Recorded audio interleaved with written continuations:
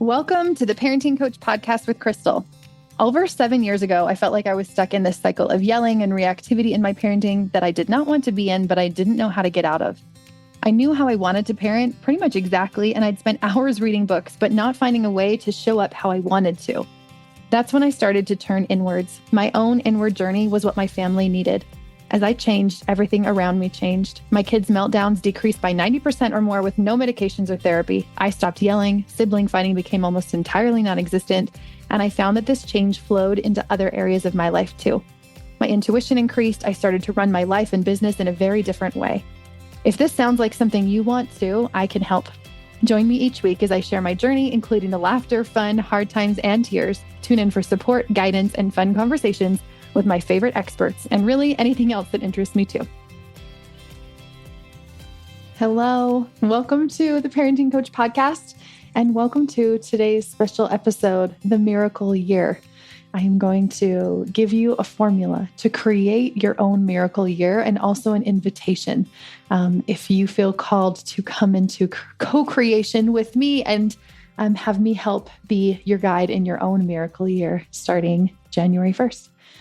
So we'll talk all about that, but I also want to give you a formula that you can use on your own, that you can create on your own. As I was looking back through all of the things that have been really the coolest that I've been able to create, one of the things I had always wanted was for my husband to be at home so we could spend more time together, more time with our kids. And I actually did never plan on being a homeschooler. That just kind of happened. My husband didn't plan on running his own business. Neither did I. That also just kind of happened. And all these things that I feel like kind of just happened had the same kind of formula to them.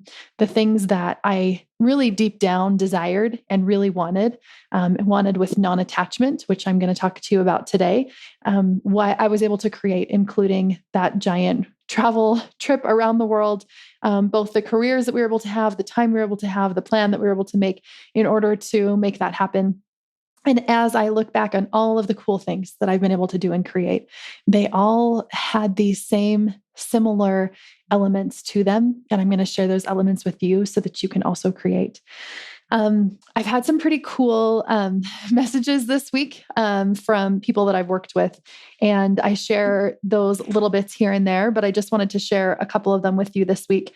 There's a lady that I've been working with for the last several months, and she sent me a message and said, I realized that I've been sharing this with everybody else in my life except you, and I thought I should also share this with you. And she said, our sessions have been so incredibly helpful, and I feel that I'm seeing real shifts happening in a way that I never was able to reach in traditional talk therapy. So I shared that on Instagram, and another client of mine said, in response to that, legit, I had been in therapy on and off for 5 years, saw you 6 times, and I have a completely different handle on life, changing the roots. I share these with you because, not to brag, but I think that this, the work that we do, the unshaming work, the work I talk about here on my podcast, actually changes you at a very deep root level in a way that not all modalities do, or not all people get to. And it has been super changing in my own life when I look back at where I was 5 years ago, 10 years ago, 1 year ago to today. It is amazing. It feels miraculous. And one of the things that I love to do, a lot of times clients come in, like these women came in, and we talk a lot about deconstructing our beliefs about parenting or our relationships or whatever it is that we're going through. And then we work on reconstructing them. What beliefs do we want to have? What do we want to call back in once we've kind of dismantled all of that? And it's beautiful, and I love doing it. And we kind of get to the spot where everything's good. We're all good. And oftentimes that's kind of where we end. We kind of close off, and they're like, I don't really, feel like I need to see you anymore. Everything is fabulous. Like I got what I needed out of it. And that is awesome. That's like the best messages I get are those ones. But also I have been able to work with some people beyond that point where we were able to kind of figure out, okay, now that everything in my life is really good, what more is there? What's next? If I believed in manifestation and abundance and intuition and all of these things that we kind of dig into throughout sessions, and anything was possible, what would I want to create? And those are the kinds of questions that I ask myself when things are going well. I'm like, okay, what next? What would I like to create? What feels impossible, but also feels impossibly exciting and a little bit hopeful? If I'm not in that alignment space, then I'll usually figure out what in my life doesn't feel aligned. And so recently I was noticing that in one of my close relationships in my life, I noticed there was some pretty major misalignment, and it had gone missed because I'm always working on things. So I was working on all these other things and I hadn't asked myself that question. Where in my life is there not an alignment? Where in my life is there maybe not a balance? And as soon as I shifted that perspective, as soon as I noticed that that was what needed to be focused on and focused on it, within a week, I was able to change around this relationship that for several months had been really bad. And I had kind of just been putting on the wayside and like, well, I'll figure that out later. So I think that part of it is understanding, like, are there things that are not in alignment? Let's shift those. And then once I'm feeling really aligned and things feel like they're going really well, what more is possible? If I was able to create this change, if I was able to create these positive relationships, these experiences, these outcomes that I wanted, then what more could I also create? Like, let's not stop there. Let's go beyond that. So this idea of the miracle year kind of dropped in. All my funnest ideas just drop in randomly when I'm not really looking for them. And I'm so excited to share about this one too. So next year I'm turning 40. And I thought, what do I want to do for my 40th year? I want it to be like something fun, something awesome, something that's kind of like jumping out of an airplane awesome, except I actually have like no desire to jump out of an airplane, but something like that, just as epic as that. And what came to me was every single month for the entire year, starting in January, going all the way till December, I'm going to do something crazy. And it's going to be not all the same crazy. Some of it might be like travel or, I don't know, not jumping out of an airplane, but something like that. But some of the thing might be more spiritual or more with my body. The three kind of areas I've been focusing on are body, mind, and soul. So I thought like I could rotate between like kind of focusing something on like my body, my mind, my soul, and doing some pretty cool things. So I have some fun ideas for that and I'm excited for that. But as I was kind of pondering on that for a while, I just thought, wouldn't it be cool for me to also take other people through a really cool experience where they're able to also create some seemingly impossible things, also able to have this really expansive and full year all the way from the beginning of January all the way to the end of December. And thus came my idea of the miracle year. I've actually never coached somebody for an entire year ever. And I don't know if that's a good thing or a bad thing, but after a few months, usually people are like, hey, I'm good. Like I got what I needed and then they're off. And I've done some group programs. Actually, my first group program I've done for a year is called the Creation Room. And we're just wrapping that up December this month. And it's been super lovely. But I really thought, wouldn't it be cool to have a really high touch, in-depth, one-on-one container for an entire year? So you can check out the Miracle Year at the link in the show notes. You can also just send me a message and let me know, and I will chat with you about it. And coachcrystal.ca/miracle will also get you there. Okay. So I'm going to talk to you about how you can create your own miracle year. So a few of you are going to be like, yes, I want to do this with you. But a lot of you are probably going to be like, I want to do this on my own. I want to see if I can figure this out myself. And I'm going to share with you in this episode how. The first thing I'm going to offer to do, this is going to be like kind of like a workshop. Like I'm going to give you some things and you can pause and do them now. You can listen to the whole episode and then do them after.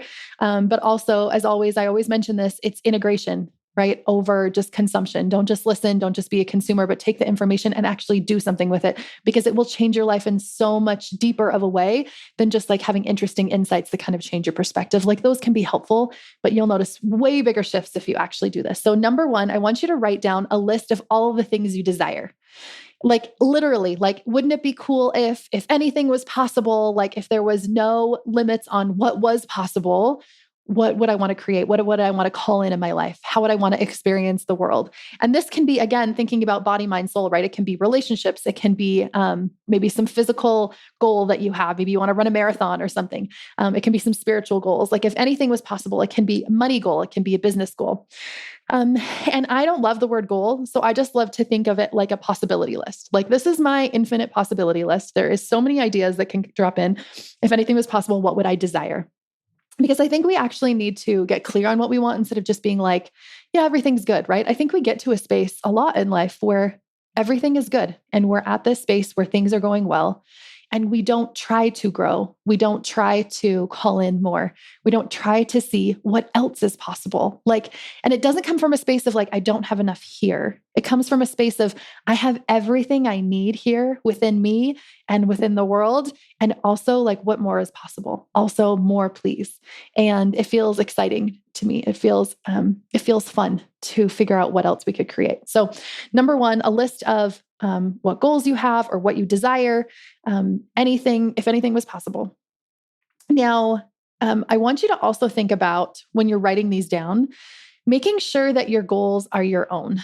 Again, I hate that word goals. The possibilities that you have there are your own. I'll give you an example. When I first joined the life coach school, that was in 2019 is when I started. All that anybody talked about was making 100K in your first year. Like that was just like talked about so much that it kind of became everyone's implicit goal. Like even if you didn't necessarily take on that you wanted that to be your goal, it kind of just became the standard that was talked about all the time and coached on all the time. And it was like what you should want. Never was it you asking yourself, what feels fun to me? What feels exciting to me? What feels like that is inside of me? And so I made that my goal. I made it my goal to make 100K my first year. And I'd never been an entrepreneur before. I'd never run a business before. This like 12 years of stay-at-home mom with no business background whatsoever, and made this my goal. And my first year I made just about half that. It was like right around the 50K mark. And I was so bummed the whole year because I was like, I'm not getting there. And I wanted it so bad. And so I didn't even enjoy the experience of getting there because I thought the whole time that something was going wrong, that I wasn't making 100K. Instead of all of the people that I had met that had started businesses that were like making hardly any or like still hadn't really started because they didn't really know how or whatever, I was really downgrading what I had been able to create and not appreciating it, even though other people in my life were appreciating it for me. I wasn't, because I felt like it should be more, because I felt like it should be double. So number one, I'm going to offer, make sure that you go through that list and you weed out, are these actually my goals? Are these goals that society has placed on me, that friends, that business coaches, that Instagram has placed on me? Or is this actually my own goal? And also, secondly, if you're like, I don't really know if there is anything that I want, I also want you to offer, I want to offer to ask yourself, truly, what do I desire? Everybody has desires within them. But if anything was possible, truly, what do you desire? Because I think sometimes we can do one way or the other. We can kind of go to the staying small, like everything's good enough. I'm grateful for what I have. And I have to stay where I am in order to appreciate what I have. And I don't think that's true. I think that appreciation and gratitude can also lend itself to calling in more. So where are you staying small? Where are you pretending like you don't have desires when you do? And also, are these actually my own intentions, or are they something that came from some outside source that I don't really want?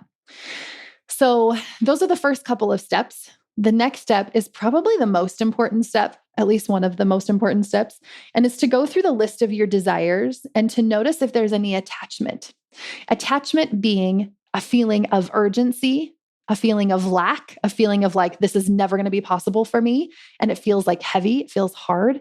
A feeling of, if I was able to achieve this, then I would feel good about myself. Then I would feel successful. Then I would feel satisfied. Then I would feel like I've arrived. The reason we want to figure out this attachment piece is that we're not talking about like secure attachment in relationships. We're talking about like negative attachment. Negative attachment being in some way, I am waiting for my own enoughness, from my own validation from an external source. When I make enough money, when I get enough clients, when I get enough Instagram followers, when I have healthy enough relationships, like when I get the next business promotion, whatever that is for you, then I will be able to feel like I'm enough. Then I will be able to finally feel good enough about myself. We don't want to have desires that we are so attached to.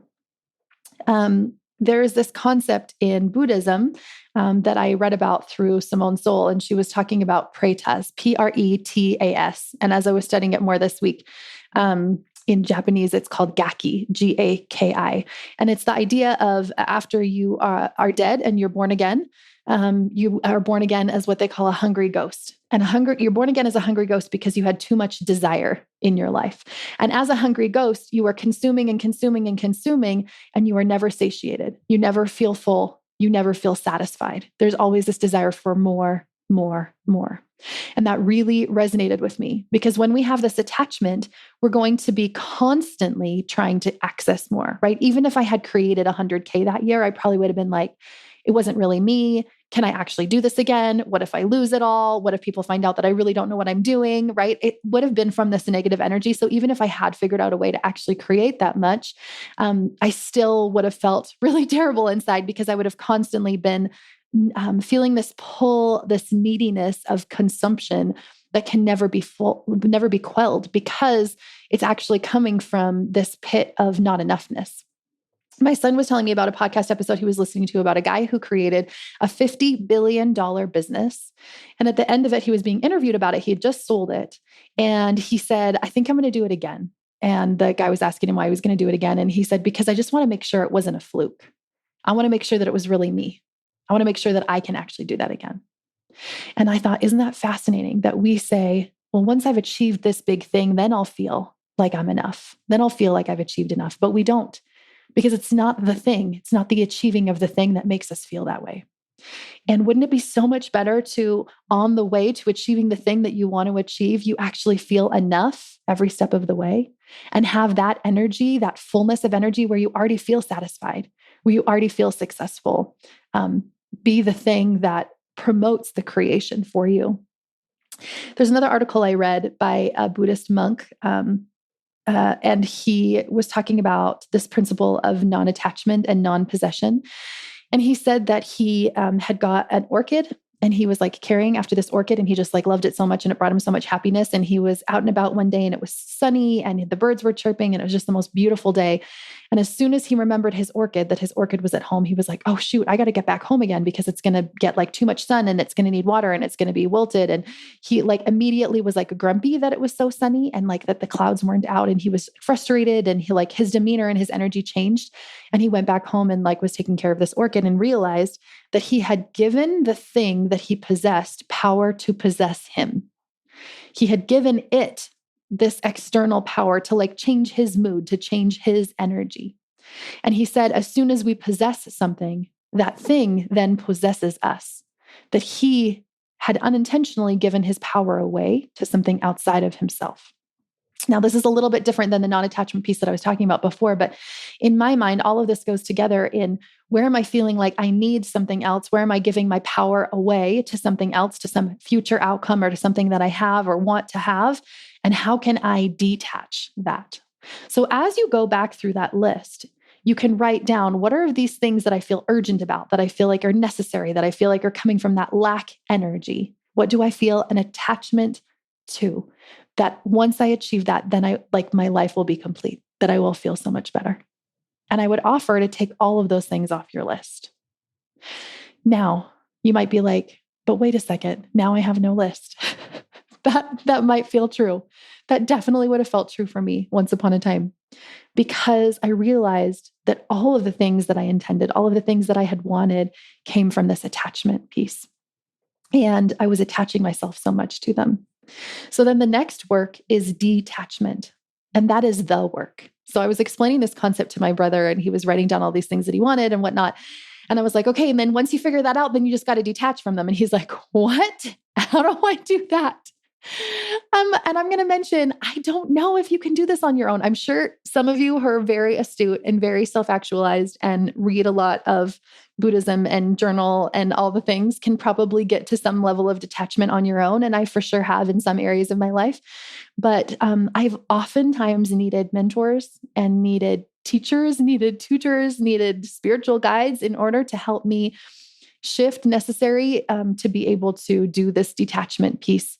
And so part of it is calling back in your worth, right? It's the shame work that we talk about. It's feeling enough right now as I am. It's figuring out what beliefs I have within me that are blocking that from me and why I think I'm going to feel better in the future and how can I get to that space now.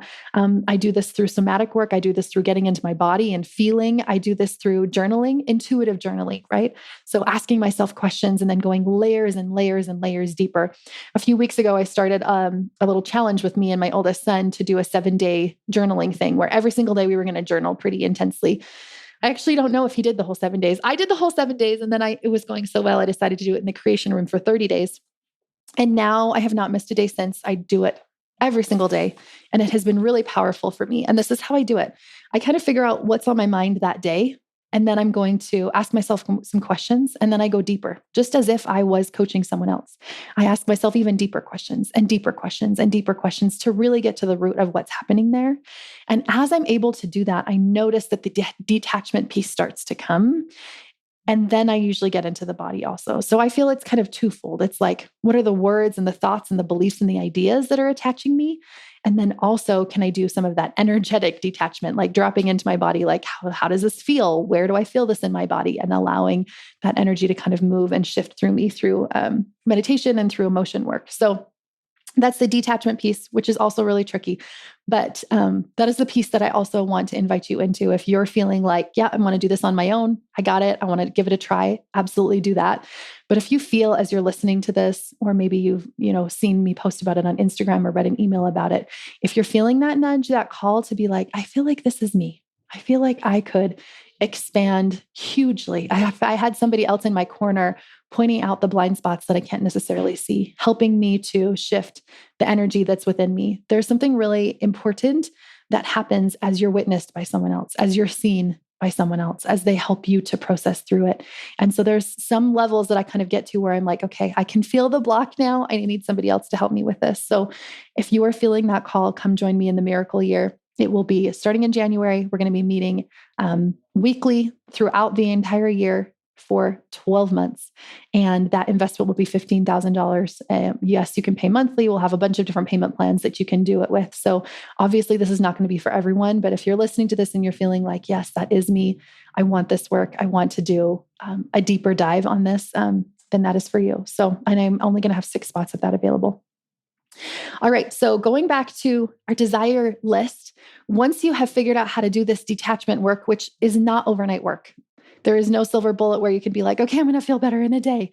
But as you dive deeper, as you journal, as you get into your body, you will notice that you will detach more and more and more, feel less attached, and then write out your desire list again. Then go back and decide, what do I truly desire and why? And so I was doing this with my son too. I was asking him, like, say you want to make $1 million, or you want to get straight A's, or you want to be famous. Like, why? Why do you want those? What do you think is going to come from that? What are you going to be able to think and believe and feel about yourself there that you don't feel now?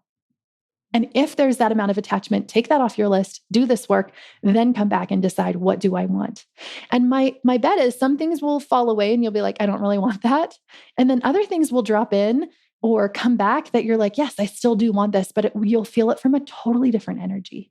I have never until recently, felt so unattached to the creation of more physical prosperity, to the creation of more money, of more opportunities, of growth in my business. I've often felt that attachment and I don't feel that anymore. I feel like I can be in this non-attached space of just waiting, of just trusting for it to come. And I know that that's the energy that calls it in more. So, I'm going to give you a couple other ideas as you're like, okay, well, how do I do intuitive journaling? I like to ask myself some really deep questions. One of my friends, Amber, she wrote this book called Quiet Wealth. And I like her questions. She's a great questioner.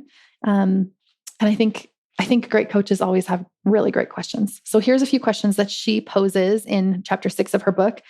If all things were really possible, what would you love? If no one would find out about your success, what successful results would you choose? What would you pursue even if you knew you would fail just because you like it? What would you pursue even if you knew it would take you 10 years? How would you live your life if no one found out about it or judged you for it? What do you actually want? And then also, what else, right? Writing that down and then asking yourself, what else? I think those are some really powerful questions to start your desire list. So if somebody's like, I don't really know what I desire or whatever, I want to dig deeper on this, those are some questions to get you started. And I would offer that with intuitive journaling, it's also, once you answer that question, like, what's under that? What would life be like from that space? What do I feel like is blocking me from that? What more is there? And keep asking yourself those kinds of questions until you can get deeper. When I think of the Miracle Year, I think of alignment in body and mind and soul being like my spirit, my inner space. And as I was kind of writing down, what are those areas for me that in my body and in my mind and in my soul, and also what might those areas be for you, so that you can kind of get an idea on what kind of desires do I want to have in each of these areas, so that I can truly feel aligned, that I can feel really good about how I'm showing up in the world, and also feel good about what it is that I'm creating, and also what's possible in each of these areas over the course of the year. When I thought of body, I thought about taking out the shame and the morality, the good badness, when it comes to my food choices. when it comes to what I eat and what I don't eat, when it comes to movement, how I choose to move my body or not, when it comes to my body size. Right? We have so much shame, so much self-judgment about that there's healthy and unhealthy foods and you're a good person or a bad person, depending on how you eat, or there's healthy and unhealthy body sizes and you're a good person or a bad person, depending on what size your body is. And I know that you might not consciously think this, but I want you to ask yourself, what implicit biases are there within me? Like, do I judge other people based on their food choices? Do I judge other people based on their weight, based on their size? Because if you do, then likely you are also doing that to yourself internally. Movement. Do I feel like I'm a bad person if I don't move my body? Is there certain exercises where I'm like, I have to do this, but just because it makes you a good person, just because it's expected or required? And it's not that we have to give up all of this. It's that we have to give up the shame around it. And shame often tells us that there's only two options. So there's only the one option of control. Like, I'm going to control my food intake. I'm going to control my movement, and I'm going to control my body size. And from that intense attachment and control, then I can feel good enough about myself. Also, newsflash, you probably won't feel good about yourself in this space. I've coached lots of clients who have reached all sorts of goals in these areas and still did not feel good about themselves. On the other hand, we have this space of shame telling us, then I'm just going to give up, that I'm not going to care at all. I'm going to eat whatever I want. I'm going to eat terribly. I'm never going to move my body. I'm not going to care at all about my external body at all. Everything will just be gone. And one thing I've noticed about shame is that it's like a door that blocks us from our intuition, slams closed.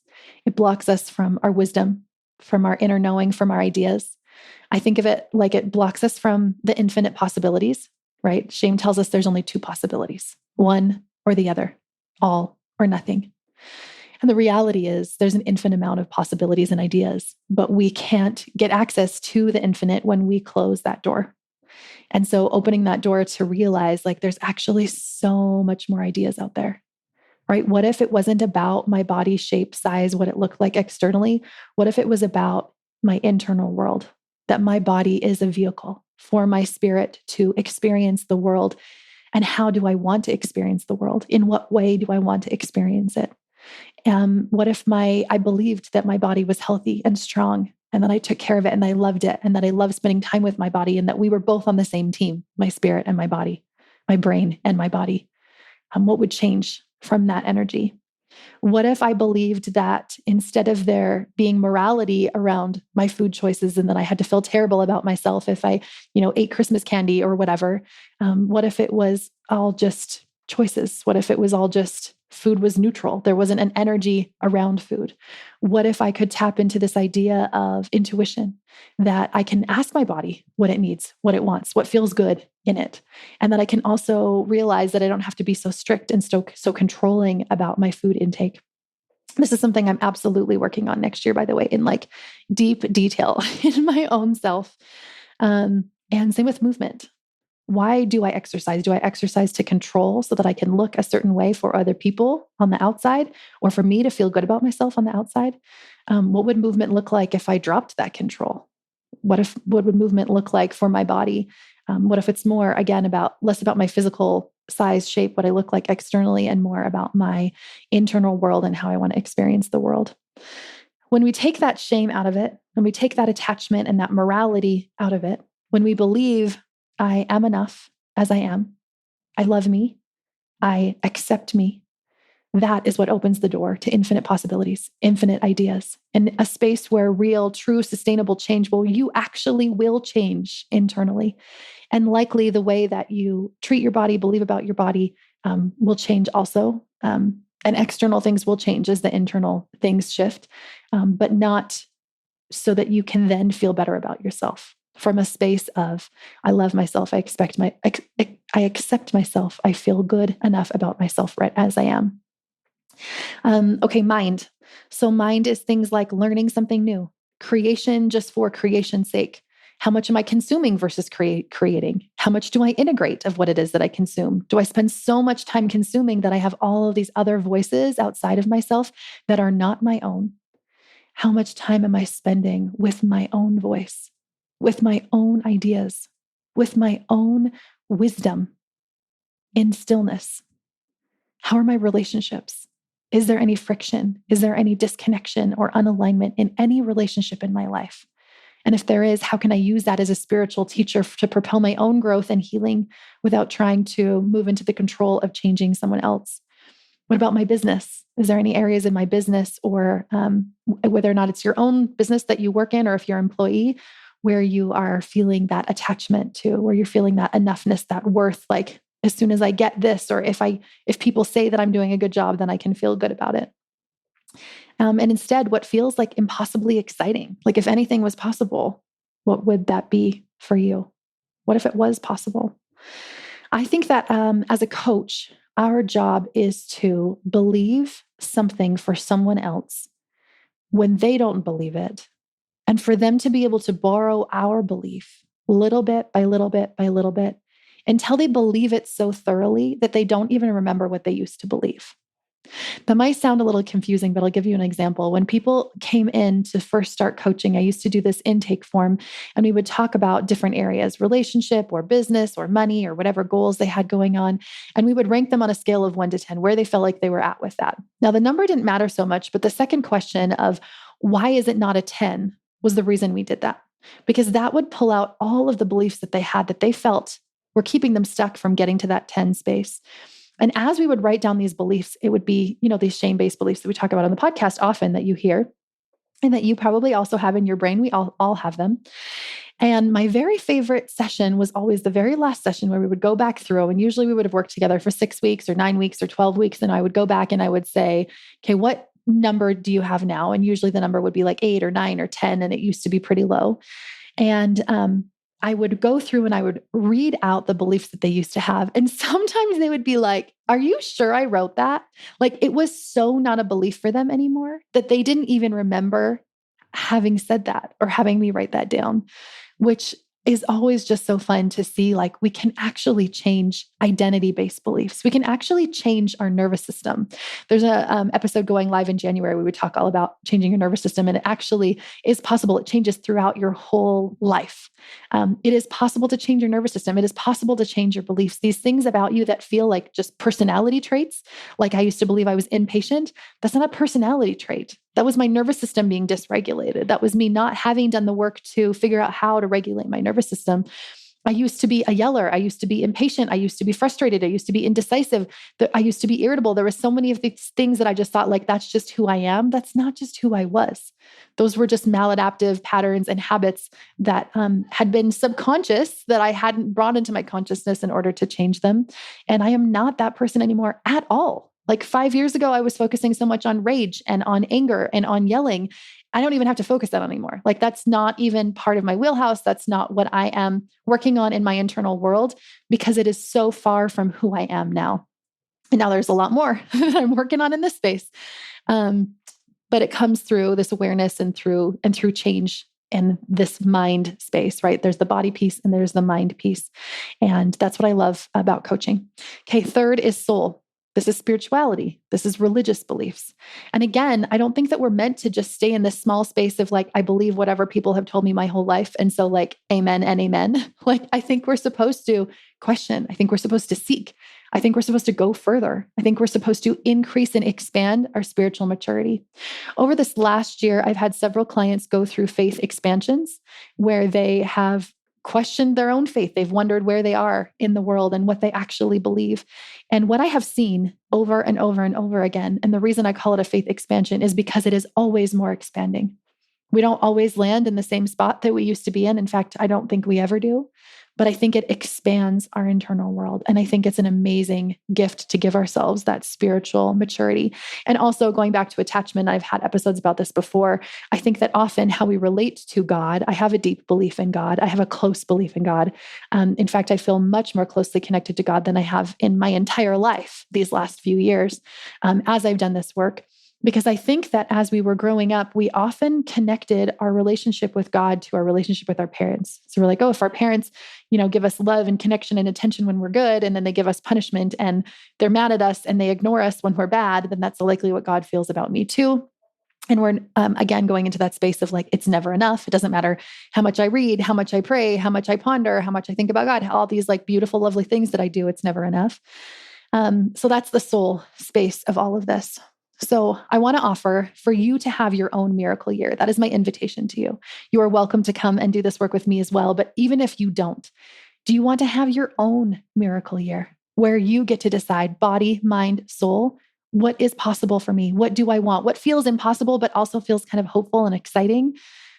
What are your desires in every area of of your life? And also, how can we split apart that attachment? Because like I said, that formula for the things that I'd created, those were the things that I felt non-attached to. I did not feel attached to traveling around the world in this really intense, controlling way. I just thought like, oh, that would be so fun. Like one day I'm going to do that. And that was the energy I stayed in with that. And same with my husband working from home, and same with having more time to spend with my kids. Like all of these things were not things where I was like, I need to have them. I feel so attached to this outcome. They were the things that I was not attached to. And those were the things that I called in. And so what I believe is possible for both you and me and everyone else is that as we get really clear on what we do desire in every arena, body, mind, soul, and as we do the work to non-attach ourselves to this, as we feel this internal power within us instead of constantly leaking little bits of power outside of us, we can create what we want, not even what we want, but things that we might not even know that we want right now in order to experience the world in a new and different way, not in order to flaunt all of the wealth that we have and how smart we are and our spiritual expansion and all of those things, but so that we can experience the world in a way that we really want to, and also, I think, impact the world and the people around us in our little world, in our home too. So if you're interested in doing this work with me, coachcrystal.ca/miracle. And I would love to chat with you about it either on Voxer or DM me on Instagram, email me at crystal@coachcrystal.ca, or we can hop on a Zoom call. I will not be selling you on a Zoom call. I will coach you. I will share with you my philosophy. I'll share with you what it is that I do, and there will be absolutely no pressure. It will be you deciding for you, you listening to you listening to your intuition and deciding if this is the right thing for you or not. And I'm sure that there's some of you on the call listening to this that are like, I already know it's not. And some of you on the call that are listening that are like, I think it probably is. So listen to that little voice. Send me a message, even if it sounds scary, especially if it sounds scary, actually. My intuition often leads me to do the thing that feels uncomfortable, that feels like my right next step. So listen to that. Listen to yourself. Thank you for being here. And I will see you next week on the podcast. If you enjoyed this episode as much as I did, I would love for you to help spread the word by getting this message of support and guidance out to as many people as possible. So text it to your best friend or tag me on Instagram and share it. Leave a review, rate it, subscribe it, or follow on your favorite platform. Send me a DM on IG letting me know which parts have impacted you or what you'd like to see on future episodes. We'll see you next week.